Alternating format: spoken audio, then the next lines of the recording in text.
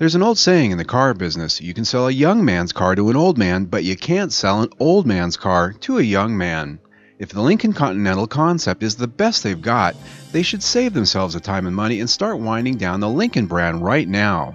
This is because the buyer demographic for the Continental, which Lincoln says foretells their new flagship sedan to come next year, will be long deceased before its showroom life cycle is ever over with. The Lincoln Continental reaches into the past with uninspired styling seemingly grafted from the Hyundai Azera and Kia models a generation removed from today. The overall style lacks any kind of boldness or originality that a luxury car buyer seeks. Worse still, compared to recent concepts like the Buick Avenir and Cadillacs, which signal their brands reaching for the stars attitude, the Continental seems to be without any direction or statement. It seems to say, I've been there and done that, instead of, I've arrived.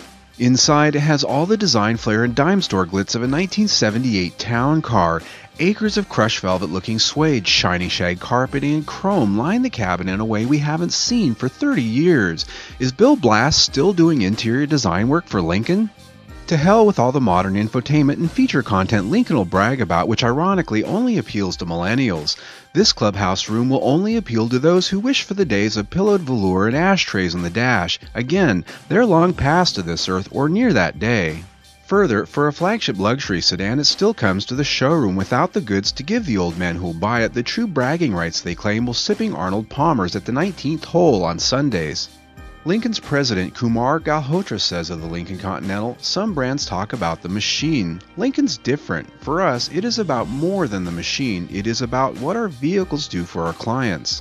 What he means is that the EcoBoost 3-liter V6 that will sit sideways under its hood driving first the front wheels and then the rears through a passive all-wheel drive system will pale in comparison to the rear-wheel drive Cadillac CT6's 400 horsepower twin-turbo V6 of the same size. Yes, Lincoln's next flagship will again ride on an enlarged front-wheel drive chassis architecture, this time derived from the Ford Fusion and Lincoln MKZ. Its V6 engines will drive all four wheels on most and likely the front wheels only on base models.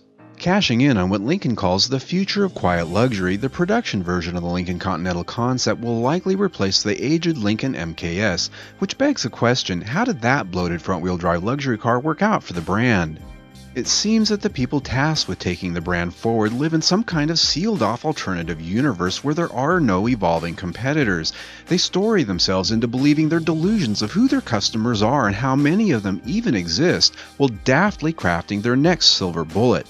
The Lincoln Continental, if anything, just gave the people at Cadillac, Buick, Chrysler, Hyundai, and even Kia a collective sigh of relief that their decision to march boldly into the future will continue unchallenged by Lincoln. I'm Sam Haymart for Test Driven TV. I hope you enjoyed the ride.